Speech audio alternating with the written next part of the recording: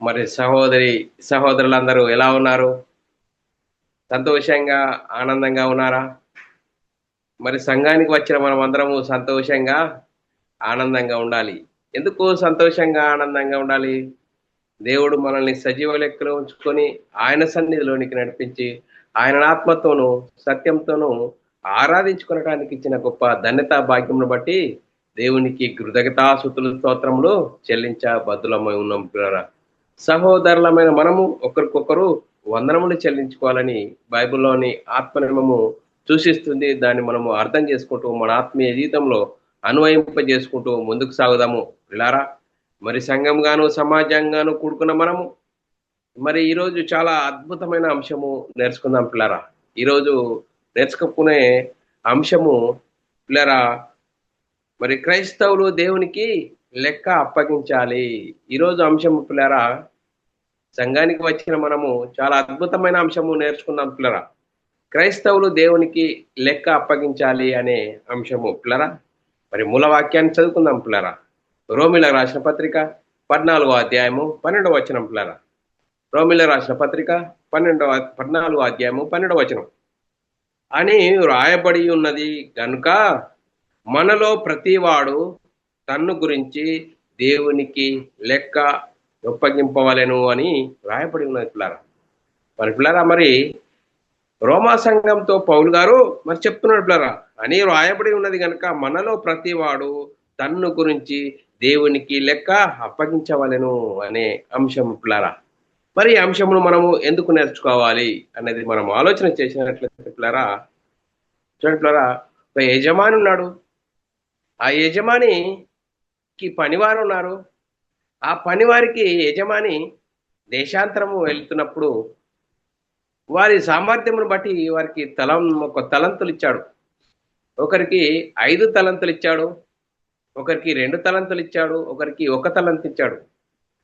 చూడండి, మరి ఒక యజమాని దగ్గర మన పని చేసేవారు వారి సామర్థ్యమును బట్టి వారికి మరి పని చేసి ఆ పనిలో నైపుణ్యత ఎంతవరకు ఉన్నది అని గమనించడానికి వారికి ఒకరికి 5 తలంతులు ఇచ్చాడు యజమాని, ఒకరికి 2 తలంతులు ఇచ్చాడు, ఒకరికి 1 తలంతు ఇచ్చాడు వారి సామర్థ్యమును బట్టి. మరి యజమాని దేశాంతరం వెళ్ళి తిరిగి వచ్చాడు. తిరిగి వచ్చి మరి వారికి లెక్క చూసుకొనటానికి వారి దగ్గరికి పనివారు వచ్చారు. పనివారు వచ్చి నీకు ఇచ్చింది ఎంత? 5. మరి నువ్వు ఏం చేశావు? మరి యజమాని అంటాడు, అయ్యా నువ్వు నాకు 5 తలంతులు ఇచ్చావు, 5 సంపాదించుకున్నాను. బలా నమ్మకమైన దాసుడా, 2 తలంతులు సంపాదించుకున్నాడు. 2 సంపాదించాడు. బలా నమ్మకమైన దాసుడా, మరి ఇంతే నమ్మకం కాదు, ఇంకా మీరు ఎక్కువ వాటి మీద మీకు మరి అజమాయిషి ఇస్తాను. మరి 1 తలంతులు ఇచ్చిన వాడిని అడిగితే ఏమంటాడు? అయ్యా నీవు కఠినుడవు, చల్లని తాట నువ్వు కూర్చుకున్నవాడు, విత్తని చాట మరి చల్లని తాట కోయివాడవు, విత్తని చాట కూర్చుకొని వాడవు, నువ్వు కఠినవాడు, నేను భూమిలో పాతేసినట్టు. చూడండి, 1 తలంతు తీసుకున్నవాడు వాడి సామర్థ్యం చూడు, పని చేయలేడు కానీ మాటలు ఎక్కున్నాయి. అందుకోసమే యజమాని ఏమన్నాడు? వీడిని తీసి పాతేయండి అన్నాడు. చూడండి పిల్లరా, మరి దేవునికి మనం లెక్క అప్పగించాలి.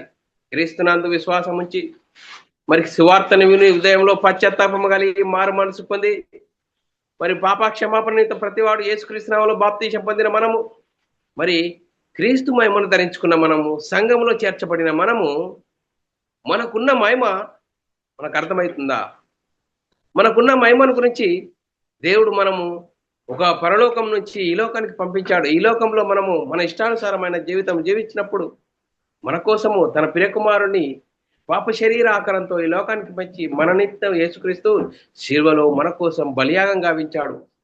మనల్ని పరలోకంలో ఉన్న కనతండ్రి ఎద్దుకు తీసుకెళ్ళడానికి యేసుక్రీస్తు మన కోసం ఈరోజు మరి ఈ లోకానికి వచ్చి శిలువలో మరణించాడు, సమాధి చేయబడ్డాడు, తిరిగి లేచాడు. మరి ఆ సువార్తను విన్నాము, హృదయంలో పశ్చాత్తాపం కలిగింది, మారు మనసు కలిగి పాపక్షమాపణ ప్రతివాడు యేసుక్రీస్తు నామములో బాప్తిసం పొందిన మనము, సంఘములో చేర్చబడిన మనము, మరి మనకు ఒక పని ఉన్నది. ఆ పని నిమిత్తమే దేవుడు మనం ఈ లోకానికి పంపించాడు. అందుకోసమే క్రైస్తవులు దేవునికి లెక్క అప్పగించాలి. ఒక యజమానికి 3 పని వాళ్ళు ఉన్నప్పుడు వారి సామర్థ్యం బట్టి వారు ఇస్తే వారు 5 తలంతులు తీసుకున్నాడు, 5 తలంతులు సంపాదించుకున్నాడు, 2 తలంతులు సంపాదించుకున్నాడు, రెండు రెండు సంపాదించుకున్నాడు. బలా నమ్మకమైన దాసుడా అని యజమానుడు మరి పనివారిని ప్రశంసించాడు పిల్లారా. మరి ఒక్క తలంతు తీసుకున్న వాడు ఏమంటాడు? మాట లెక్క మాట్లాడుతున్నాడు. నువ్వు చల్లని తాట కోయివాడవు. చూడు, విత్తన చాట కోయివాడవు, చల్లని తాట కూర్చుకొని వాడవు, నువ్వు కఠినం అని నేను భూమిలో పాతేశాను అంటాడు.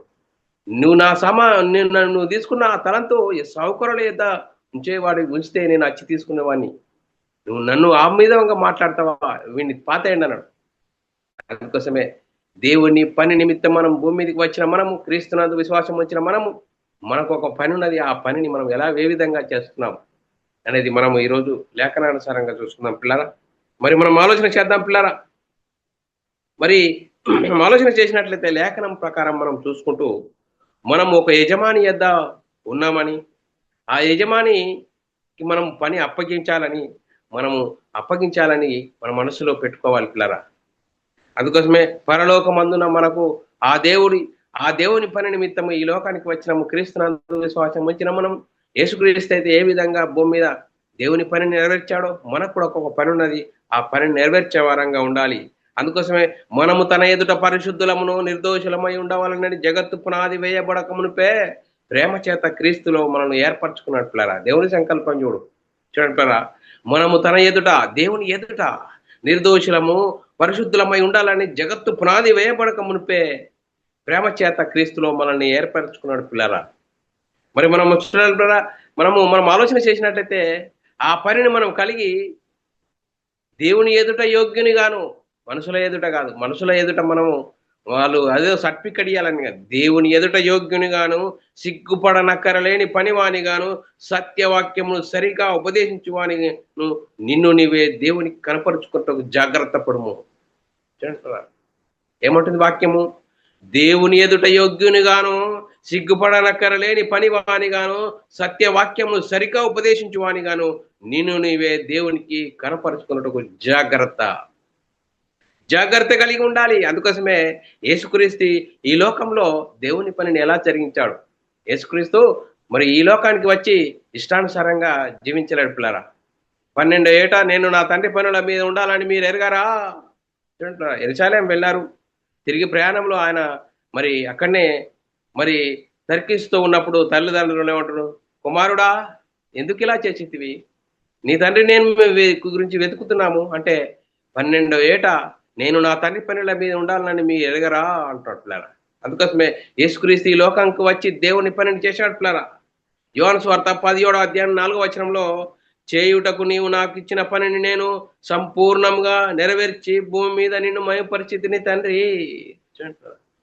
యేసుక్రీస్తు ఈ లోకానికి వచ్చింది తెలుసు, తండ్రి పని నిమిత్తమే వచ్చాను, తండ్రి పనులు చేయాలని ఆలోచన కలిగి. చూడండి, ఉదయం లేవగానే మరి పట్టణానికి వెళ్ళాలి, లేవండి అని శిష్యులను లేపుతున్నట్టులారా. మరి మనం ఆలోచన చేసినట్లయితే భూమి మీదకి రంగ ప్రవేశం చేసిన ఆదామును గురించి మనం ఆలోచన చేసినట్లయితే, ఆదామును దేవుని పని నిమిత్తం ఈ లోకానికి పంపితే దేవుని పని చేశాడా? అనతి కాలంలోనే దేవుని ఆజ్ఞను అనుసరించినంత వరకు దేవుని కుమారుడుగా ఉన్నాడు. కానీ అనతి కాలంలోనే దేవుని రాజ్యంలో నుండి సాతాను రాజ్యంలోనికి ప్రవేశించాడు పిల్లరా. చూడండి పిల్లరా, సాతాని రాజ్యంలోనికి ప్రవేశిస్తే చూడండి పిల్లరా, మరి దేవుడు గొప్ప ప్రణాళిక వేశాడు పిల్లరా. చూడండి, నాకు కావాలనుకున్న పిల్లలు నా నుంచి దూరం అయ్యారే అని దేవుడు పశ్చాత్తాపము కలిగి దేవునికి ఒక సంకల్పము, ఆ సంకల్పమును బట్టి అనేక మంది కుమారులు కావాలి, తన ఎదుట పరిశుద్ధులుగా ఉండాలి, నీతిమంతులుగా ఉండాలి, జగత్ పునాది వేయబడము క్రీస్తులో మనల్ని ఏర్పరచుకున్నాడు. కాబట్టి చూడండి పిల్లరా, అబ్రాహాంకు వాగ్దానం చేశాడు, ఆత్మను గురించి వాగ్దానం చేశాడు పిల్లరా. ఆత్మను గురించి అబ్రాహాంకు వాగ్దానం చేశాడు. ఆ వాగ్దాన సంతానమైన మరి యేసుక్రీస్తు ఈ లోకానికి రావాలి పిల్లరా. ఒకనాడు దేవుని జనాంగమైన ఇజ్రాయేళ్లకు ఏర్పరచుకున్నాడు. ఆ ఇజ్రాయేళ్లకు ధర్మశాస్త్రం ఇస్తాడు. ధర్మశాస్త్రం అనుసరిస్తే నీతిమంతులు అవుతారు, అతిక్రమిస్తే శాపగ్రస్తులు అవుతారు. వారు మరి ధర్మశాస్త్రం కలిగిన వారు వారు అనుసరించారా? అతిక్రమించారు. మనం ఆలోచన చేసినట్లయితే ఆనాడు కూడా అన్ని జనులు వారు కూడా స్వభావసిద్ధంగా ధర్మశాస్త్రం అనుసరిస్తే నీతిమంతులు అవుతారు, అతిక్రమిస్తే శాపగ్రస్తులు అవుతారు. వారు ఇరువురు ధర్మశాస్త్రము అనుసరించలేక అతిక్రమించారు. ధర్మశాస్త్రం అందరినీ పాపంలో బంధించింది. బంధించింది కాబట్టి కాలం పరిపూర్ణమైనప్పుడు దేవుడు తన సొంత కుమారుని పాప శరీరాకారంతో ఈ లోకానికి పంపించాడు పిల్లరా. యేసుక్రీస్తు ఎప్పుడు వచ్చాడు పిల్లరా? ధర్మశాస్త్రము అమల్లో ఉన్న కాలంలో యేసుక్రీస్తు ఈ లోకానికి వచ్చాడు. ధర్మశాస్త్రంకు లోపడ్డాడు, ధర్మశాస్త్రం అనుసరించాడు పిల్లరా. ధర్మశాస్త్రం అనుసరించి యేసుక్రీస్తు ధర్మశాస్త్రాన్ని శిలువలో కొట్టివేశాడు పిల్లరా.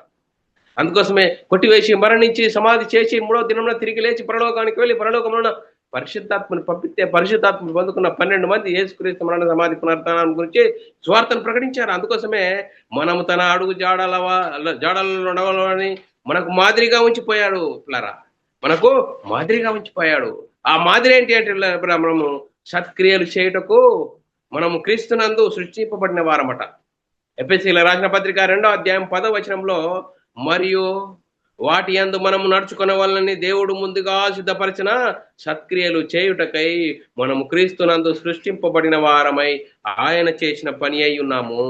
చూడండి, మనము సత్క్రియలు చేయటం, సత్ అంటే వాక్యము, వాక్య సంబంధమైన క్రియలు. చూడండి, వాక్యము యేసుక్రీస్తు ఈ లోకానికి వచ్చి దేవుని పనిని నెరవేర్చాడో ఏ విధంగా అయితే మనం సత్క్రియలు చేయుటకు క్రీస్తునందు మరి సృష్టింపబడిన వారమాట. చూడండి, మనము క్రీస్తునందు విశ్వాసం ఉంచిన మనం, సంఘంలో చేర్చబడిన మనం, సంఘానికి వస్తున్నాము, మరి వాక్యం వింటున్నాము, అయ్యగారు మంచి చెప్తున్నారు అంటున్నాం, మళ్ళీ వెళ్తున్నాం, మన పని మనం చేసుకుంటున్నాం. మనము క్రీస్తు మహిమను ధరించుకున్న మనము ఆ క్రీస్తు మహిమను అనుభవిస్తే ఆ మహిమను అనేకులకు ప్రకటించే వారంగా ఉన్నామా? ఆ మహిమను అనుభవిస్తున్నామా? ఒకసారి ఆలోచన చేయండి పిల్లరా. చూడండి, మనల్ని మనం ఆలోచన చేసినట్లయితే మనం ఈ లోకంలోనికి ఎందుకు వచ్చాము? వాక్య సంబంధమైన క్రియలు చేయటకు వచ్చామని వాక్యం చెప్తుంది పిల్లరా. ఆ వాక్య సంబంధమైన క్రియలు చేస్తున్నామా? మరి ఏం చేస్తున్నాం? మరి కోటి కోసం కోటి విద్యలలో బిజీ అయిపోతున్నామా? పిల్లరా, మనము ఉదయం లేవగానే ఏం చేస్తుంది? జానుడు పుట్ట కోసం అండి, కూటి కోసం కోటి విద్యలండి అంటున్నట్లు.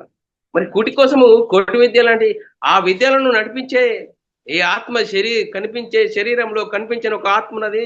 ఈ ఆత్మ ఉంటేనే కోటి విద్యలు నడుస్తాయని ఒకసారి మనం ఆలోచన చేస్తున్నామా? ఉదయం లేచి నుంచి పడుకునేంత వరకు మరి శరీరం కోసం కూటి కోసమే ఆలోచిస్తున్నామే. ఈ ఆత్మను చూడు, కనిపించే శరీరంను కనిపించే ఒక ఆత్మ నడిపిస్తుంది. ఈ ఆత్మ ఎక్కడికి వెళ్ళి వచ్చింది, ఎందుకు వచ్చింది, ఎలా వచ్చింది, ఏం చేస్తుంది, ఇంట్లో నుంచి వెళ్ళిపోతే ఎక్కడికి వెళ్ళిపోతుంది అని మనం ఆలోచన చేస్తున్నామా? అందుకోసమే దేవుడు ఏం చేస్తున్నాడు?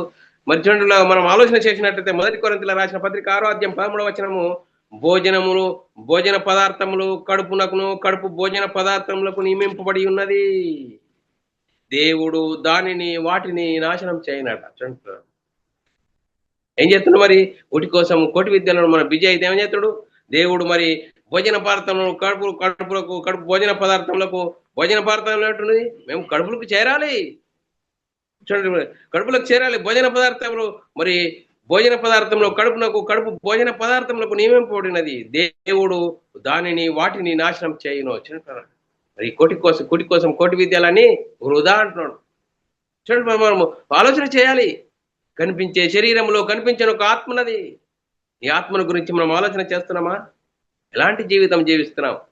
క్రైస్తవుని, నేను క్రీస్తు నమ్ముకున్నాను, ఈరోజు ఆదివారము సంఘానికి వెళ్ళాలి, పాట పాడాలి, వాక్యం వినాలి, మరి కానుక వేయాలి, తిరిగి వచ్చి మన పని మనం చేసుకోవాలి. ఎందుకయ్యా యేసుక్రీస్తు నమ్ముకున్నావు?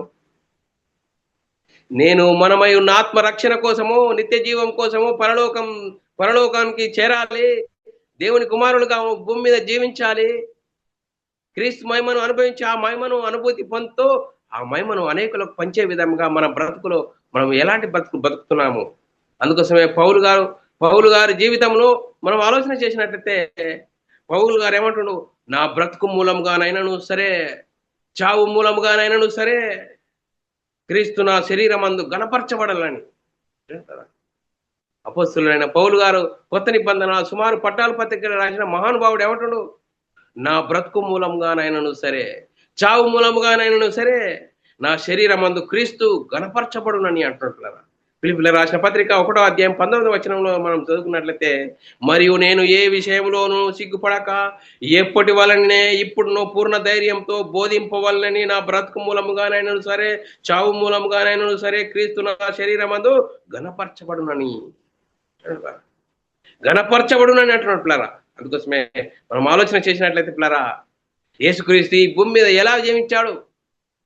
ఒకసారి ఆలోచన చేద్దాం పిల్లరా. యేసుక్రీస్తు భూమి మీద ఎలా జీవించి దేవుని పనిని చేశాడు చూడండి పిల్లరా. మనము ఆలోచన చేసినట్లయితే యేసుక్రీస్తు జీవించినప్పుడు ఏమంటాడు? ఆకాశ పక్షులకు గోళ్ళున్నాయి, ఆకాశ పక్షులకు గూళ్ళున్నాయి, కానీ మనిషి కుమ్మురుడికి తలవాల్చుకున్నడానికి స్థలం లేదు. అయినను దేవుని పనిని జరిగించాడు పిల్లరా. దేవుని పని, దేవుని ఆలోచన, దేవుని మరి పరిశీలన, దేవుని పనిని చేయాలని వచ్చాడు కాబట్టి ఆ స్పృహ ఆలోచన కలిగి దేవుని పని, తండ్రి నువ్వు అది నాకేదో పనిచ్చావు, ఆ పని నేను భూమి మీద సంపూర్ణంగా నెరవేర్చి నిన్ను మయపరిచేసిన తండ్రి, అందుకోసమే చేయుటకు నాకు పనిచ్చావు, అందుకోసమే చూడండి పిల్లరా. యేసుక్రీస్తు మరణించే సమయంలో ఏమంటాడు చూడండి పిల్లరా, మరణించే సమయంలో చూడండి, ఈ గిన్నె నా యొద్ద నుండి తొలగిపోనిమ్ము, అయినను నా ఇష్ట ప్రకారం కాదు నీ చిత్తమే సిద్ధించును గాక. యేసుక్రీస్తు సిలువకు వెళ్తున్న సమయంలో మరి ఈ గిన్నె నా నుండి దూరం అయిపోతే బాగుంటది, కానీ అయినను నేను నచ్చింది నీ చిత్తం నెరవేర్చడానికి.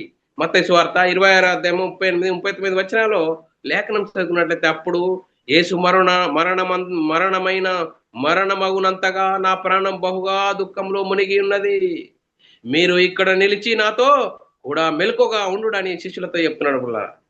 కొంత దూరం వెళ్ళి సాగిలపడి, నా తండ్రి సాధ్యమైతే ఈ గిన్నె నా యొద్ద నుండి తొలగిపోనిమ్ము, అయినను నా ఇష్ట ప్రకారం కాదు నీ చిత్త ప్రకారమే కానిమ్మని ప్రార్థించను. మనం ఆలోచన చేసినట్లయితే యేసుక్రీస్తు ఏ విధంగా ఈ లోకంలో జీవించాడు. అందుకోసమే ఎబ్రిల్ రాసిన పత్రిక 10వ అధ్యాయం 5వ వచనంలో అంటున్నాడు పిల్లరా, కాబట్టి ఆయన ఈ లోకంలో ప్రవేశించినప్పుడు ఇలాగూ చెప్పుచున్నాడు, బలియు అర్పణయు నీవు కోరలేదు గాని నాకు ఒక శరీరం అమర్చితివి. బలియు అర్పణయు కోరలేదు కానీ నాకు ఒక శరీరము అమర్చితివి. ఎందుకు అమర్చావు? నీ పనిని చేయడానికి. యేసుక్రీస్తు ఆకాశ పక్షుల గూళ్ళున్నాయి, మనిషి కుమారుడికి తలవాల్చడానికి స్థలం లేదు, అయినా కానీ దేవుని పని చేయాలి. అందుకోసమే యేసుక్రీస్తు ఈ లోకంలోనికి వచ్చాడు. బలియు అర్పణ నీవు కోరలేదు, నాకు ఒక శరీరం అమర్చితివి. తండ్రి, ఈ శరీరం నీకోసం బలి కావాలి. అందుకోసం చూడండి, ధర్మశాస్త్రం అందరినీ పాపంలో బంధించిన వారిని విడిపించడానికి యేసుక్రీస్తు ధర్మశాస్త్రం అమల్లో ఉన్న కాలంలో వచ్చాడు. ధర్మశాస్త్రకు లోబడ్డాడు, ధర్మశాస్త్రం అనుసరించాడు, ధర్మశాస్త్రాన్ని చిలువలో కొట్టివేశాడు, మన కోసం బలి అయ్యాడు పిల్లలు. చూడండి, మన అందరి పాపాలను ప్రక్షాళన చేయడానికి మన కోసం చిలువలో ఆయన కార్చిన రక్త దారాలు చివరి రక్తం పుట్టి వరకు మన కోసం కార్చాడు పిల్లలు.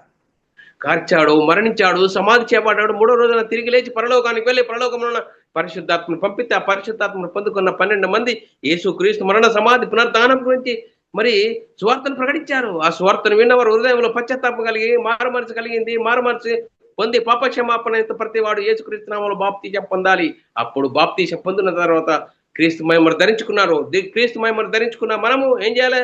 మీ దేహములతో దేవుని మయపరచండి అంటారా. మన దేహాల్లో దేవుని మయపరిచే విధంగా మన జీవితాలు ఉన్నాయా? మన బ్రతుకులు ఉన్నాయా? 1 కొరింథీయులకు రాసిన పత్రిక 6వ అధ్యాయం 19-20 వచనాలు, మీ దేహములు దేవుని వలన మీకు అనుగ్రహింపబడి మీలోనున్న పరిశుద్ధాత్మకు ఆలయమై ఉన్నదని మీరెరుగరా? మీరు మీ సొత్తు కారు, విలువ పెట్టి కొనబడిన వారు కనుక మీ దేహంతో దేవుని మయపరచండి. అయ్యా, మీకు ఒక దేహం ఇచ్చాము, మీ దేహాన్ని దేవుని పని నిమిత్తం వాడండి, దేవుని విషయంలో మయపరచండి, దేవుని పని నిమిత్తం మయపరచండి అని చెప్తున్నాడు. మనం ఎలాంటి జీవితం జీవిస్తున్నాం చూడండి, మనం ఎలాంటి జీవితం జీవిస్తున్నాం? మన శరీరాలతో దేవుని పనిని జరిగిస్తున్నామా? దేవునికి మహిమకరంగా మనం జీవితాలు ఉన్నాయా? మరి ఎలాంటి పరిస్థితులున్నాం? మరి సాతాను మయపరుస్తున్నాము. చూడండి, మనకిచ్చిన ఈ దేహంతో దేవుని మయపరచాలని దేవుని సంకల్పము. ఆ దేవుని సంకల్పమును మర్చిపోయి సాతాను మయపరిచే విధంగా మన జీవితాలు ఉన్నాయా? ఒక్కసారి మనం ఆలోచన చేయాలి. సాతాను చూపిస్తాడు పిల్లరా, శరీరాశ, నేత్రాశ, జీవడమ్మాన్ని చూపెడతాడు వాడు. నువ్వు వీకున్నావో ఆ వీకులో దెబ్బ కొడతాడు వాడు. వాడేం చేస్తాడు? శరీరాశ, తినుము తాగుమంటాడు పిల్లరా. శరీరాశ, నేత్రాశ అన్ని చూడు, బస్ వాక్యం మాత్రం చూడకు, వాక్యం వినకు.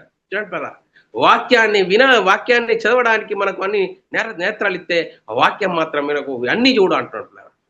జీవోపడమ్మము చూడండి పిల్లరా, ఆ ఒక ఆత్మనియమంకు లోబడాలని వాక్యం చెప్తుంది. ఇక జీవోపడమ్మను ఇష్టం వచ్చింది మాట్లాడు, పెద్ద చిన్న ఏది లేకు అన్ని నీ ఇష్టం వచ్చినట్టు మాట్లాడు. చూడండి పిల్లరా, సాతాను వాడు ఏ విధంగా మనల్ని చెరగొడతాడు చూడండి పిల్లరా. శరీరాశ, నేత్రాశ, జీవోపడమ్మాన్ని వాడికి ఉన్న టూల్స్, ఆ టూల్స్ లో మనం ఉన్నామా? ఒక ఒకసారి ఆలోచన చేయాలి పిల్లరా. 1 యోహాను రాసిన పత్రిక 2వ అధ్యాయం 16వ వచనంలో లోకంలో ఉన్నదంతయు అనగా శరీరాశ, నేత్రాశ, జీవడంబము తండ్రి వలన పుట్టినవి కావు, అవి లోక సంబంధమైనవే. చూడండి ఇవన్నీ ఏంటట, ఇవి లోక సంబంధమైనవే. చూడండి, లోక సంబంధమైన వాటిలో నుంచి మనం బయటకు రావాలి, వాడి చెరలో నుంచి మనం బయటకు రావాలి. అందుకోసమే మనం ఎందుకు క్రీస్తు నమ్ముకున్నాము. నేను మనమై ఉన్న ఆత్మ రక్షణ, నిత్య జీవం, పరలోక ప్రాప్తి, దేవుని ఇంటి వారం, పరలోకానికి వారసులము. ఆ క్రీస్తు మహిమను ధరించుకున్నామా? ఈ దేహములతో దేవుని మయంపరుస్తున్నామా? సాతాను మయంపరుస్తున్నామా? ఎలాంటి పరిస్థితుల్లో ఉన్నామా? అందుకోసమే మీరు పరదేశులను యాత్రికులై ఉన్నారు కనుక ఆత్మకు విరోధంగా పోరాడు శరీరాశలను విసర్జించండి. శరీరాశలను విసర్జించండి, ఆత్మ చేత శరీరక్రియలను చంపండి. క్రైస్తవుడు ఏం చేయాలండి? ఆత్మ చేత శరీర క్రియలను చంపాలి. ఆత్మను డామినేట్ చేసేది శరీరమే. అందుకోసమే శరీరానికి శరీరాశలు చూపించేవాడు సాతాను. శరీరాశ, నేత్రాశ, జీవబ్రహ్మం ప్రపంచమంతా ఉరుతలుగిస్తాడు వాడు. అందుకోసమే ఆత్మకు విరోధంగా శరీరాశలను విసర్జించండి అంటుండ పిల్లరా. మీరు పరదేశులు. చూడండి పిల్లల, మీరు కొంతకాలమే ఉండాలి. అందుకోసమే పిల్లరా, మనం ఎలాంటి పరిస్థితుల్లో ఉన్నాం? 1 పేతురు రాసిన పత్రిక 2వ అధ్యాయము 9-10 వచనాలు చాలా చక్కగా రాయబడ్డది. అయితే మీరు చీకటిలో నుండి ఆశ్చర్యకరమైన తన వెలుగులోనికి మిమ్మును పిలిచిన వారి గుణాతిశయములో ప్రచురం చేయు నిమిత్తము ఏర్పరచబడిన వంశమును, రాజులైన యాజక సమూహమును, పరిశుద్ధ జనమును, దేవుని సొత్తైన ప్రజలై ఉన్నారు. దేవుని సొత్తైన ప్రజలై ఉన్నారు. ఒకప్పుడు ప్రజగా ఉండక ఇప్పుడు దేవుని ప్రజ అయితిరి. ఒకప్పుడు కనికరింపబడక ఇప్పుడు కనికరింపబడితిరి. చూడండి ప్రియులారా, మీరు పరదేశులను యాత్రికులై ఉన్నారు కనుక ఆత్మకు విరోధముగా పోరాడు శరీరాశలను విసర్జించండి. విసర్జించండి, విడిచిపెట్టండి అని వాక్యం చెప్తే, శరీరం గురించి మనం ఉదయం లేచి నుంచి పడుకునేంత వరకు కొడి కోసం కోటి విద్యలని కొట్లాడుతున్నామే. ఎలాంటి పరిస్థితిలో ఉన్నాం? సహోదరుడా, ఒకసారి మనము ఆత్మ పరిశీలన చేసుకోవాలి. వాక్యం చెప్తున్నది ఏంటి? వాక్య ప్రకారంగా ఆత్మీయ జీవితం ఉన్నదా? అలాంటి జీవితం ఉంటే పరలోకం చేరుతాము, లేకుంటే అలాంటి జీవితం లేకుంటే నిత్య నరకం అనేది భయంకరమైన పరిస్థితిలో ఉన్నాము. చెప్పరా, వాక్యం ఏ విధంగా హెచ్చరిస్తున్నది?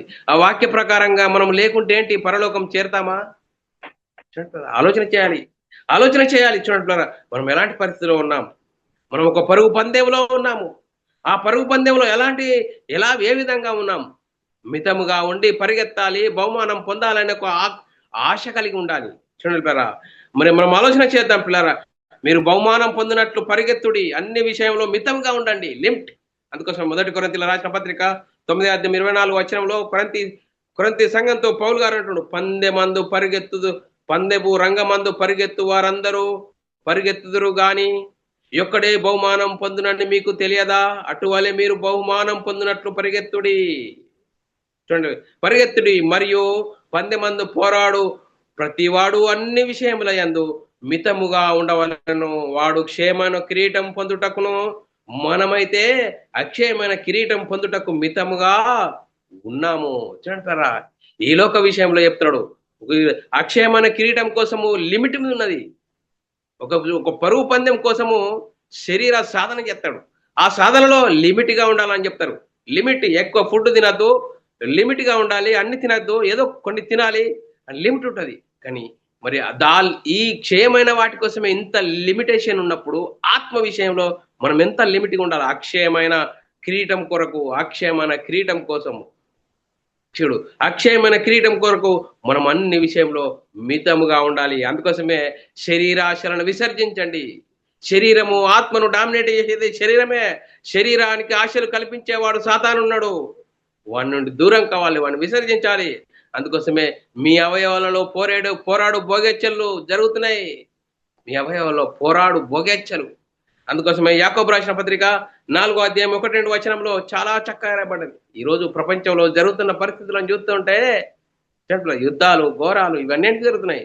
మీ శరీరాలలో పోరాడు భోగెచ్చల నుండి అంటున్నారు. మీలో యుద్ధములు, పోరాటములు దేని నుండి కలుగుచున్నవి? మీ అవయవములలో పోరాడు మీ భోగెచ్చల నుండియే కదా. మీరు ఆశించుచున్నారు కానీ మీకు దొరుకుటలేదు. నరహత్య చేయుదురు, మచ్చరపడుదురు కానీ సంపాదించుకోలేరు. పోట్లాడుదురు, యుద్ధం చేయుదురు కానీ దేవుని అడగనందున మీకేమీ దొరకదు. శరీరం ఎంత భయంకరమైనది. శరీరంలో కలిగే భోగెచ్చలను యుద్ధాలు, పోరాటాలు ప్రపంచమంతా ఎట్లయిపోతుంది, నాశనం అయిపోతుంది. చూడండి, శరీరాల్లో భోగెచ్చ. చూడండి, ఆ భోగెచ్చలు కలిగించేవాడు సాతానుడు. నేను గొప్ప, నేను గొప్ప. ఏంటి గొప్ప? చూడండి, మనం ఆలోచన చేసినట్లయితే యుద్ధాలు, పోరాటాలు జరుగుతున్నాయి. అందుకోసమే చూడండి బెరా, మరి నరాత్య చేయుదురు, మచ్చర పడుదురు కానీ సంపాదించుకోలేరు, పోట్లాడుదురు, యుద్ధం చేయుదురు కానీ దేవుని అడగనందున మీకు ఏమి దొరకదంటున్నాడు. దేవుణ్ణి ఆశ్రయించాలి. దేవుడు చెప్తున్న విధానంలో మనం ఉండాలి. దేవునికి లోబడి ఉండాలి. అపవాదిని మరి మీ నుండి పారదోలాలంటే దేవుని యొద్దకు రండి, వాడు మీ నుండి దూరం అయిపోతాడు. ఆదివారం రాగానే ఆదివారం వాక్యం వినడమే కష్టము, వాక్యం చూసుకోవడమే కష్టము. అయ్యగారు మంచి వాక్యం చెప్పారండి. ఏం వాక్యం చెప్పారండి? ఆ వాక్యం సారాంశం ఏంటి అండి? ఆత్మకు విరోధంగా శరీరాశలను విసర్జించండి, అన్ని విషయంలో మితంగా ఉండండి అంటున్నాడు. 2 తిమోతి రాసిన పత్రిక 4వ అధ్యాయము 5వ వచనంలో, అయితే నీవు అన్ని విషయంలో మితంగా ఉండము, శ్రమపడుము, సువార్తకునిగా పని చేయము, నీ పరిచర్యను సంపూర్ణంగా జరిగించుము. తిమోతికి చెప్తున్నాడు పౌలు గారు తిమోతికి చెప్తున్నాడు, తిమోతి నువ్వు అన్ని విషయంలో మితంగా ఉండము, లిమిట్టి, శ్రమపడుము, సువార్తికునిగా పని చేయము, నీ పరిచర్యను సంపూర్ణంగా జరిగించుము. దేని కొరకు కష్టపడుతున్నాం మనము ఈరోజు క్రీస్తునందు విశ్వాసం వచ్చిన మనము, క్రైస్తవులుగా ఉంటున్న మనము దేనికోసం కష్టపడుతున్నాం? శరీరం కోసం కష్టపడుతున్నామా? ఆత్మ కోసం కష్టపడుతున్నామా? ఆత్మను గురించి ఆలోచిస్తున్నామా? ఆత్మను గురించి ఆలోచన చేస్తున్నామా? మరి ఆత్మకు విరోధంగా శరీరాశలను విసర్జించమని లేఖనం చెప్తుంది. మరి ఉదయం లేచి నుంచి పడుకునేంత వరకు శరీరం కోసం ఆలోచిస్తున్నామే? శరీరం కోసం ఆలోచించేదని కాదు, తింటేనే కదా మనం జీవించేది. అలా కాదు, అన్నిటికంటే ముఖ్యమైనది ఆత్మ సంబంధమైన సంగతుల గురించి మనం మనసు పెట్టుకోవాలి కదా. మనం ఎలాంటి పరిస్థితిలో ఉన్నాం, మనల్ని మనం ఒక్కసారి ఆలోచన చేసుకోవాల్సిన అవసరం ఎంతైనా ఉంది. సహోదరులారా, సహోదరి, ఆలోచన చేయి. లేఖనం ఏం చెప్తుంది? అందుకోసమే మీరు పిలువబడిన పిలుపునకు తగినట్లుగా నడుచుకోండి. మీరు ఎందుకు పిలువబడ్డారు? మనకు పిలువబడిన ఆ పిలుపుకు తగినట్లుగా ఉండాలి. యేసుక్రీస్తు మనల్ని పిలిచాడు. యేసుక్రీస్తు ఈ లోకంలో వచ్చి ఇష్టానుసారంగా జీవించాడా? ఆకాశ పక్షులకు గుళ్ళున్నాయి కానీ మనిషి కుమారుడికి తలవల్చుకోవడానికి స్థలము లేదు. అయినా కానీ దేవుని పని చేశాడు. నువ్వు ఒక్కొక్క శరీరం ఇచ్చావు, బలియు అర్పణ నీవు కోరలేదు కానీ నీకోసం ఒక్కొక్క శరీరం అమర్చావు. ఆ అమర్చిన శరీరం నీ పని కోసము, మా దేహాలు దేవునికి మహిమకరంగా జీవించాలని యేసుక్రీస్తు ఈ లోకానికి వచ్చి మనందరి కోసం శిలువలో మరణించాడు, సమాధి చేయబడ్డాడు.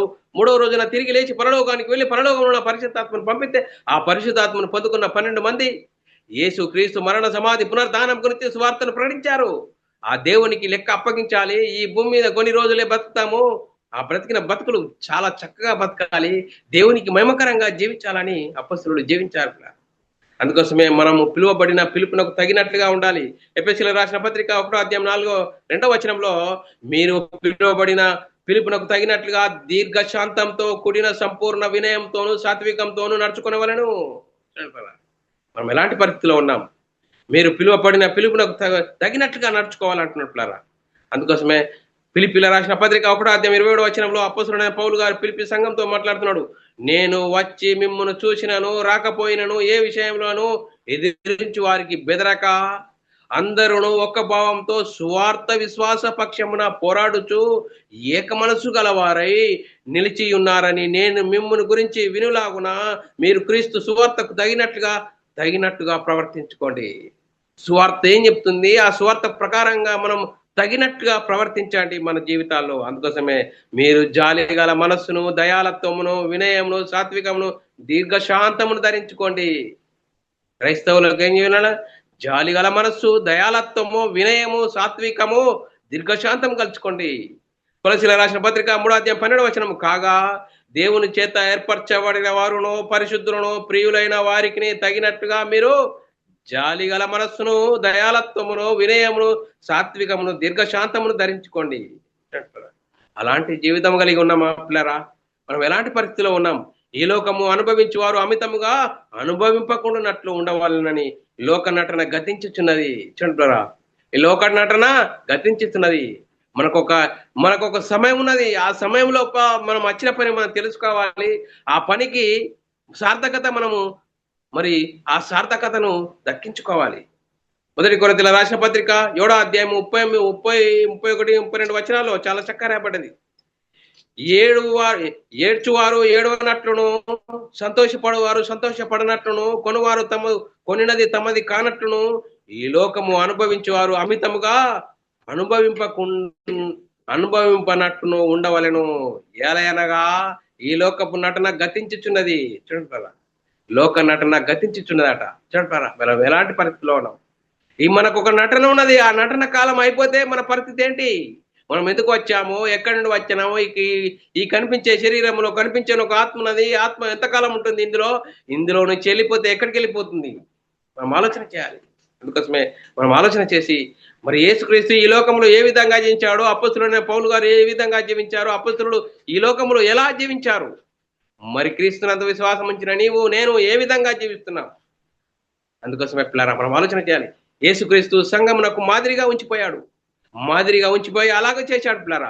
అపొస్తలుడైన పౌలు గారు కూడా మాదిరిగా జీవించారు పిల్లరా. ఈరోజు బోధకులు సంఘమునకు మాదిరిగా ఉంటున్నారా? విశ్వాసులకు మాదిరిగా ఉంటున్నారా? చూడండి పిల్లరా, కారణం ఏంటి? చూడండి పిల్లరా, మరి చూడండి పిల్లరా, అలా ఉండకపోవడము, చూడండి పిల్లరా, బోధకులలో ఉన్న నిర్లక్ష్యం పిల్లరా. వాక్యం చెప్తున్న ప్రకారం ఆ వాక్యంకు లోపడాలి, వాక్యానుసారంగా జీవించాలి, వాక్యానుసారంగా మన బ్రతుకుండాలి. అపొస్తలుడైన పౌలు గారు, నా బ్రతుకు మూలముగానైనా సరే, చావు మూలముగానైనా సరే, నా శరీరమందు మరి దేవుడు గణపరిచే విధంగా ఉండాలంటున్నట్టు. మనం ఎలాంటి జీవితం జీవిస్తున్నాం? మరి దేవుడు మనకు ఒక లెక్క అప్పగించాలని ఈ లోకానికి పంపించాడు. మనం ఎలాంటి పరిస్థితిలో ఉన్నాం, మనల్ని మనమే ఆలోచన చేసుకోవాల్సిన అవసరం ఎంతైనా ఉంది. అందుకోసమే మాదిరి. మొదటి పేతురు రాసిన పత్రిక 5వ అధ్యాయం 3వ వచనంలో, మీకు అప్పగింపబడిన వారై ప్రభు అయినట్టుగా మీకు అప్పగింపబడిన వారికి ప్రభు అయినట్లుండక మందకు మాదిరిగా ఉండండి. చూడండి, మీకు అప్పగింపబడిన వారిపై, చూడండి, బోధకులు చెప్తున్నాడు, మీకు అప్పగింపబడిన వారిపై మీరు ఏం చేయాలి? ప్రభు అయినట్లుండక మందకు మాదిరిగా ఉండండి. చూడండి, అందుకోసమే మొదటి పేతురు రాసిన పత్రిక 2వ అధ్యాయం 21వ వచనంలో కూడా, ఇందుకు మీరు పిలువబడితిరి, క్రీస్తు కూడా మీ కొరకు బాధపడి మీరు తన అడుగు జాడల యందు నడుచుకున్నట్లు మీకు మాదిరి ఉంచిపోయాను. మాదిరి చెప్పడమే కాదు, దాన్ని అనుసరించి జీవించాలి అని లేఖనం చెప్తుంది పిల్లారా. దాని ప్రకారంగా ఉన్నామా? దేవుడు మనల్ని లైవ్ లో చూస్తున్నాడు. చెప్తున్నావు కానీ నువ్వు చేస్తలేవు, నువ్వు జీరో నా దృష్టిలో అంటున్నాడు పిల్లరా. అందుకోసమే వాక్యానుసారంగా జీవించాలి. అందుకోసమే అపొస్తలుడైన పౌలు గారు, నా బ్రతుకు మూలంగానైనాను సరే, చావు మూలంగానైనాను సరే, నా శరీరం అందు క్రీస్తు గణపరచబడాలి అంటున్నాడు పిల్లరా. అందుకోసమే మనం ఎలాంటి పరిస్థితిలో ఉన్నాం? అందుకోసమే ఫిలిప్పీయులకు రాసిన పత్రిక 3వ అధ్యాయం 17వ, సహోదరులారా మీరు నన్ను పోలి నడుచుకోండి, మేము మీకు మాదిరి అయిన ప్రకారం నడుచుకొని వారిని గురిపెట్టి చూడండి. సహోదరులారా మీరు నన్ను పోలి నడుచుకోండి అని అపొస్తలుడైన పౌలు గారు అంటున్నారు. మేము మీకు మాదిరి అయి ఉన్న ప్రకారం మీరు చూడండి బ్రా, మాదిరి అయి ఉన్న నడుచుకొని వారిని గురిపెట్టి చూడండి. చూడండి బ్రా, 2వ తెస్సలోనికీయులకు రాసిన పత్రిక 3వ అధ్యాయం 9వ వచనము, మీరు మమ్మును పోలి నడుచుకునే వాళ్ళని మిమ్మును మీకు మాదిరిగా కనపరుచుకున్నట్టుకే ఇలాగూ చేసితిమి గాని మాకు అధికారం లేదని కాదు. మేము మీకు మాదిరిగా ఎందుకు చెప్తున్నాం? మీరు కూడా అలా నడుచుకోవాలి, మాకు అధికారం లేదని కాదని అపొస్తలుడైన పౌలు గారు అంటున్నారు కదా. మనం ఎలాంటి పరిస్థితిలో ఉన్నాం? నిత్య జీవం పొందడానికి మన బ్రతుకును ఎలాంటి జీవితం జీవిస్తున్నాం? మన బ్రతుకు మూలంగానైనాను చావు మూలంగానైనా సరే క్రీస్తు మన యందు గణపరచబడాలి. మొదటి తిమోతి రాసిన పత్రిక 1వ అధ్యాయం 6వ వచనంలో, అయినను నిత్య జీవం నిమిత్తము తనను విశ్వసింపబో వారికి నేను మాదిరిగా ఉండులాగున యేసుక్రీస్తు తన పూర్ణమైన దీర్ఘశాంతమును ఆ ప్రధాన పాపినైన నా యందు కనపరచునట్లు నేను కనికరింపబడ్డాను. అపొస్తలుడైన పౌలు గారు అంటున్నారు, నిత్య జీవం నిమిత్తము తనను విశ్వసింపబో వారికి నేను మాదిరిగా ఉండులాగున యేసుక్రీస్తు తన పూర్ణమైన దీర్ఘశాంతము ప్రధాన పాపినైన నా యందు కనపరచునట్లు నేను కనికరింపబడితిని. అందుకోసమే నేను కనికరింపబడ్డానని అపొస్తలుడైన పౌలు అంటున్న పిల్లలు. అందుకోసమే నేను మీకు మాదిరిగా ఉన్నాను. సుమారు కొత్త నిబంధనలు 14 పత్రికలు రాసిన అపొస్తలుడైన పౌలు గారి పత్రికలు అద్భుతం, మహా అమోఘము. చూడండి పిల్లరా, రోమిల రాసిన పత్రిక 14వ అధ్యాయం 7-8 వచనంలో, మనలో ఎవడను తన కోసమే బ్రతకడు, ఎవడను తన కోసమే చనిపోడు. మనము బ్రతికినను ప్రభు కోసమే బ్రతుకుచున్నాము, చనిపోయినను ప్రభు కోసమే చనిపోచున్నాము. కాబట్టి మనము బ్రతికినను చనిపోయినను ప్రభు వారమై ఉన్నాము. తను మృతులలో నుండి సజీవులకును తను మృతులకును సజీవులకును ప్రభువై ఉండుటకు ఇందు నిమిత్తమే కదా క్రీస్తు చనిపోయి మరలా బ్రతికిను. యేసుక్రీస్తు ఎందుకు ఎలా బ్రతికి చనిపోయి బ్రతికి లేచాడు?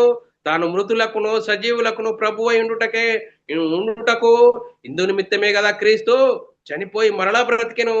అయినను నీవు అయినను అయితే నీవు నీ సహోదరునికి తీర్పు తీర్చనేలా, నీ సహోదరుని నిరాకరింపనేలా? మనమందరము దేవుని న్యాయపీఠం మీదుగా నిలిచి నిలుతుము. మనమందరము దేవుని న్యాయపీఠం మీద ఉన్నాము. దేవుని న్యాయపీఠం ఏంటి? వాక్యము అపొస్తలుల ప్రవక్తలు పునాది. ఆ పునాది మనం కట్టబడి ఉన్నామా? అపొస్తలుల ప్రవక్తలు దేని గురించి చెప్పారు? అపొస్తలుల ప్రవక్తల జీవితాలు ఏ విధంగా మారిపోయాయి? అపొస్తలుడైన పౌలు గారి జీవితం ఏమంటున్నా, బ్రతుకు మూలంగానైనా సరే, సావు మూలంగానైనా సరే, మరి దేవుని పని నా శరీరంలో గణపరచబడాలి. అందుకోసమే మనం క్రీస్తునందు విశ్వాసం ఉంచిన మనం ఒక లెక్క అప్పచెప్పాలి. అందుకోసమే మనం అపొస్తలులు ప్రవక్తలు వేసిన పునాది మీద మనం ఉన్నామా? అందుకోసమే క్రియలు చొప్పున మంచివైనను సరే, చెడ్డమైనను సరే, దేహంతో జరిగించిన ఫలము ప్రతివాడు పొందినట్లు క్రీస్తు న్యాయపీఠం ఎదుట మనం ప్రత్యక్షం కావాలని లేఖనం చెప్తుంది. 2 కొరింథీయుల రాసిన పత్రిక 5వ అధ్యాయం 8-11 వచనంలో, ఇట్లు ధైర్యం కలిగి మీ దేహమును విడిచిపెట్టి ప్రభునొద్ద నివసించుటకు ఇష్టపడుచున్నాము. కావున దేహమును విడిచినను ఆయనకిష్టులమై ఉండవాలని మిగులు అపేక్షించుచున్నాను. ఎందుకనగా తాను జరిగించిన క్రియల చొప్పున అవి మంచివైనను సరే, చెడ్డవైనను సరే, దేహంతో జరిగించిన వాటి ఫలం ప్రతివాడు పొందినట్లు మనమందరము క్రీస్తు న్యాయపీఠం ఎదుట ప్రత్యక్షం కావలేను. దేవుని న్యాయపీఠం ఎదుట ప్రత్యక్షం కావాలను. మనం ఏం చేస్తున్నాం? క్రీస్తునందు విశ్వాసం ఉంచిన నీవు, నేను, సహోదరుడా ఎలాంటి పరిస్థితుల్లో ఉన్నాం? మేము దేవునికి ప్రత్యక్షపరచబడిన వారం అంటున్నాను అపొస్తలుడైన పౌలు గారు పిల్లరా. అందుకోసమే 2 కొరింథీయుల రాసిన పత్రిక 5వ అధ్యాయం 11, కావున మేము ప్రభు విషయమై భయము నెరిగి మనుషులను ప్రేరేపించుచున్నాము. మేము దేవునికి ప్రత్యక్షపరచబడిన వారమును మీ మనస్సాక్షి కూడా ప్రత్యక్షపరచబడి ఉన్నామని నమ్ముచున్నాము. అందుకోసమే మీ పైన నాయకులుగా ఉన్నవారు లెక్క ఒప్పగింపవలసినది. మీ ఆత్మలను కాయుచున్నారు. ఏప్రిల్ రాసిన పత్రిక 3వ అధ్యాయం 17వ వచనంలో, మీ పైన నాయకులు ఉన్నారు, సంఘ కాపరులు ఉన్నారు. వాళ్ళు చెప్తున్న వాక్య ప్రకారంగా వాళ్ళు బ్రతకాలి, మీరు కూడా బ్రతకాలి. వాళ్ళు బాధపడే విధంగా మీరు ఉండకూడదని మరి లేఖనం చెప్తున్నారా? ఏప్రిల్ రాసిన పత్రిక 3వ అధ్యాయం 17వ వచనం, మీ పైన నాయకులు ఉన్నవారు లెక్క ఒప్పజెప్పవలసిన వారి వలె మీ ఆత్మలను కాయిచున్నారు. సంఘానికి కాపరి ఎలా ఉన్నాడు? ఆత్మలను పరలోకం తీసుకెళ్ళాలి. ఆ ఆత్మలను పరలోకం తీసుకెళ్ళాలంటే వాక్యము చెప్పాలి, అనుసరించాలి, వాక్య ప్రకారంగా జీవించాలని వాళ్ళను ప్రేరేపించాలి. అందుకోసమే ఆ ఆత్మలను కాయిచున్నారు. వారు దుఃఖంతో ఆ పని చేసిన ఎడలా మీకు నిష్ప్రయోజనము కనుక దుఃఖంతో కాక ఆనందంతో చేయనట్లు వారి మాట విని వారికి లోబడి ఉండండి. చూడంటారా, సేవకులు చెప్తున్న మాటకు లోబడి ఉండండి. వారు చెప్పేది వాక్యానికి లోబడి ఉండండి. వారిని బాధ పెట్టకండి. వారు బాధ పెడితే మీ పనంత ప్రయోజనం అవుతుంది. అందుకోసమే ఎలాంటి పరిస్థితుల్లో ఉన్నాం? దేవుని పనిని చేసే వారంగా ఉన్నామా? ఎలాంటి పరిస్థితుల్లో ఉన్నాం? అందుకోసమే మనకు ఒక యజమాని ఉన్నాడు. ఆ యజమాని పని జరిగించడానికి భూమి మీదకి వచ్చిన మనము ఎలాంటి పరిస్థితుల్లో ఉన్నాం? అందుకోసమే పిల్లరా, బైబిల్ గ్రంథంలో ఉపమానం ఉన్నది. ఒక ఉపమానం చదువుకుందాం పిల్లరా. మత్తయి సువార్త 20వ అధ్యాయము 14-30 వచనంలో మరి ఉపమానం ఉన్నది. ఒక యజమాని ఉన్నాడు. చూడండి, మనం లేఖనం చదువుకుందాం పిల్లరా. మరి మత్తయి సువార్త 20వ అధ్యాయం 15 వచనంలో చూడండి, ఒక యజమానుడు ఉన్నాడు. ఆ యజమానుడు పరలోక రాజ్యము ఒక మనుషుని దేశాంతరమునకు ప్రయాణమైన తన దాసులను పిలిచి ఆస్తిని వారికి అప్పగించినట్లు ఒక యజమానుడు ఉన్నాడు. ఆ యజమాని గురించి చూస్తున్నాం పిల్లరా. మత్తయి సువార్త 20వ అధ్యాయము 15 నుంచి, ఒకనికి 5 తలంతులను యజమాని ఉన్నాడు. యజమాని ఒకరికి 5 తలంతులు ఇచ్చాడు, ఒకరికి 2 తలంతులు ఇచ్చాడు. వాళ్ళు ఏ విధంగా మరి తిరిగి రియాక్షన్ చేస్తున్నారో చూద్దాం పిల్లరా. మత్తయి సువార్త 20 అధ్యాయము 15, 16, 17, 18 వచనాలు చదువుకుందాం పిల్లరా. అతడు ఒకనికి 5 తలంతులను, ఒకనికి 2 తలంతులను, ఎవని సామర్థ్యం చొప్పున వానికి వెంటనే ఇచ్చి దేశాంతరం పోయాను. అయితే 5 తలంతులు తీసుకున్నవాడు వెళ్ళి వాటితో వ్యాపారం చేసి 5 తలంతులు సంపాదించాను. అలాగనే 2 తలంతులు తీసుకున్నవాడు ఆ 2 తలంతులు సంపాదించుకొని అయితే 2 తలంతులు తీసుకున్నవాడు 2 తలంతులతో వ్యాపారం చేసి 2 సంపాదించుకున్నాడు. అయితే 1 తలంతు తీసుకున్నాడు ఏమంటున్నాడు? 1 తలంతు తీసుకున్నవాడు వెళ్ళి భూమిలో తవ్వి తన యజమాని సొమ్ము దాచిపెట్టాను. చూడండి మరి మీరు ముగ్గురులో వారి ముగ్గురు కేటగిరీ వారు ప్రవర్తిస్తున్న తీరును మనం ఆలోచన చేసినట్లయితే 5 తీసుకున్నాడు, 5 తీసుకొని వ్యాపారం చేసి 5 సంపాదించాడు. 2 తీసుకున్నాడు, 2 తీసుకొని 2తో వ్యాపారం చేసి 2 సంపాదించాడు. 1 తీసుకున్నాడు ఏం చేస్తున్నాడు? యజమానుని ఆస్తి భూమిలో పాతి పెట్టాడు పిల్లలు. అందుకోసమే బహుకాలమైన తర్వాత ఆ దాసుల యజమానుడు వారి యొద్దకు లెక్క చూసుకునడానికి వచ్చాడు పిల్లల. యజమాని ఇచ్చాడు, దేశాంతరం పోయాడు, తిరిగి వచ్చాడు. ఆ యజమాని దాసుల యొద్దకు వచ్చాడు. మరి ఏం చేశారు అని చూడండి పిల్లరా, మనం లేఖనం చదువుకుందాం పిల్లరా. అప్పుడు 5 తలంతులు తీసుకున్నవాడు మరి 5 తలంతులు తెచ్చి, అయ్యా నీవు నాకు 5 తలంతులు అప్పగించితివి, అవియుగాక మరి 5 తలంతులు సంపాదించితనని చెప్పాను. అతని యజమానుడు, బలా నమ్మకమైన దాసుడా, నీవు ఈ కొంచెంలో నమ్మకముగా ఉంటివి గానికి నిన్ను అనేకమైన వాటి మీద నియమించేదను, నీ యజమాని సంతోషంలో పాలు పొందము. చూడండి పారా. ఇంకా అలాగే 2 తలంతులు తీసుకున్నవాడు వచ్చి, అయ్యా నీవు నాకు 2 తలంతులు అప్పగించితివే, అవి గాక మరి 2 తలంతులు సంపాదించితనని చెప్పాను. అతని యజమానుడు, బలా నమ్మకమైన మంచి దాసుడా, నీవు ఈ కొంచెంలో నమ్మకముగా ఉంటివి, నిన్ను అనేకమైన వాటి మీద నియమించి నీ యజమానుని సంతోషంలో పాలు పొందము. ఆ తర్వాత 1 తలంతు తీసుకున్నవాడు వచ్చి, అయ్యా నీవు విత్తని చోట కోయివాడవు. వాడు చూడండి, పని అయిన వాడికి మాటలు ఎక్కువ అంటారు. చూడండి ఏమంటాడు? తర్వాత 1 తలంతు తీసుకున్నవాడు వచ్చి, అయ్యా నీవు విత్తని చోట కోయివాడవు, చల్లని చోట పంట కూర్చుకున్నవాడవు, నైనా కఠినుడవని నేను ఎరుగుదును. వాడి మాటలు ఎట్లున్నాయి? హృదయం గుచ్చే మాటలున్నాయి. వాడు పని అయిన వాడు మాటలు ఎట్లుంటాయి అంటే ఇలా ఉంటాయి. చూడండి కనుక నేను భయపడి వెళ్ళి నీ తలంతును భూమిలో దాచిపెట్టి ఇదిగో నీవు తీసుకోమని చెప్పాను. అందుకు అతని యజమానుడు వాణ్ణి చూసి, సోమరివైన చెడ్డ దాసుడా ఏమంటాడు? సోమరివైన చెడ్డ దాసుడా, నేను విత్తని చోట కోయివాడాను, చల్లని చోట పంట కూర్చుకోవడం నీవు ఎరుగుదు కదా. అట్లయితే నా సొమ్ము సావుకారుల యొద్ద ఉంచవలసి ఉండెను, నేను వచ్చి వడ్డీతో కూడా నా సొమ్ము తీసుకొందునే అని చెప్పాను. చూడండి బ్రదరా, అలా ఆ తలంతులను వాని యొద్ద నుండి తీసివేసి 10 తలంతులు గల వానికి ఇచ్చి, కలిగిన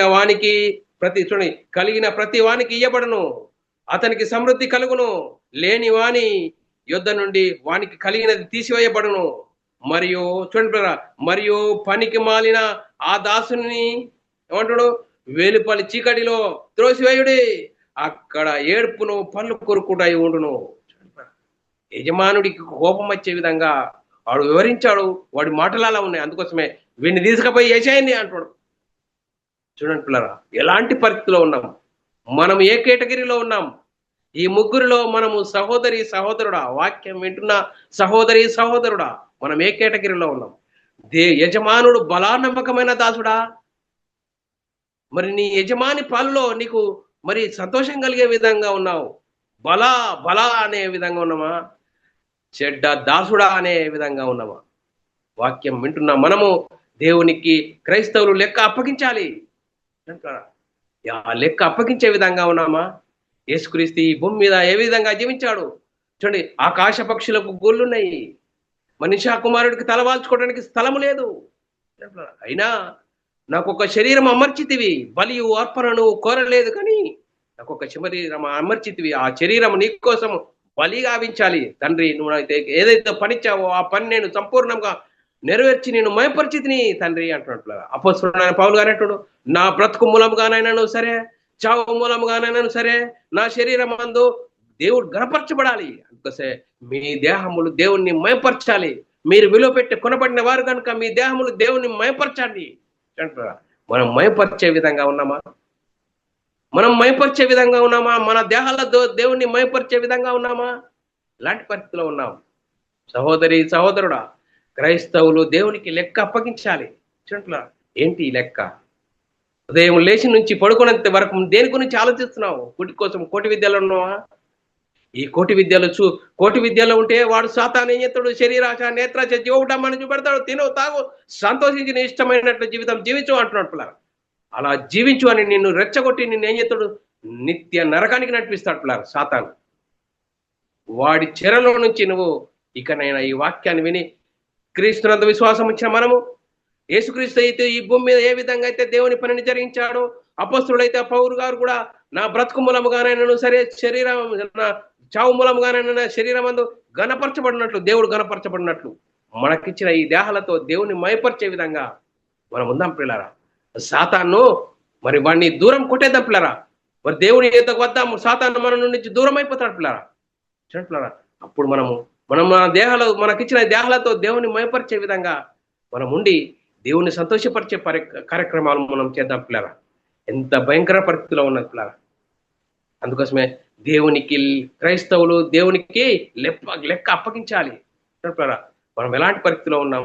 అందుకోసమే ఒక యజమానుడికి ఉన్న ముగ్గురు పని వాళ్ళు ఉన్నారు.